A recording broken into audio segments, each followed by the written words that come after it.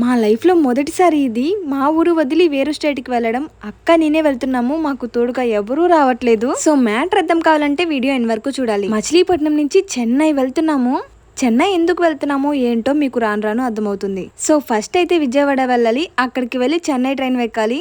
So morning 11:30కి మా train. మచిలీపట్నంలో 8:30కి start అవుతే విజయవాడ రావడానికి 10 అయిపోయింది. నాకైతే ఇంకా చాలా భయంగా ఉంది. ఎందుకంటే అక్క నేను ఫర్ ద ఫస్ట్ టైం ఇలా వెళ్ళడం. ఇప్పుడు వెళ్తేనే తర్వాత మాకు అలవాటు అవుతూ ఉంటుంది. విజయవాడ రైల్వే స్టేషన్ కి వచ్చేసాము.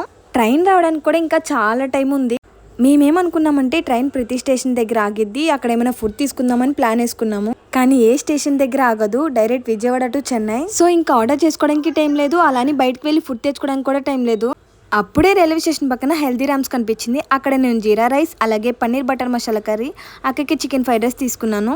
మా సీట్స్లో కూర్చొని మాకే యాటిట్యూడ్ చూపించారు. నేను ఇలా కూర్చున్నందుకు కూడా ఒక కారణం ఉంది, అది నేను నెక్స్ట్ వీడియోలో చెప్తాను. ఉంటాను.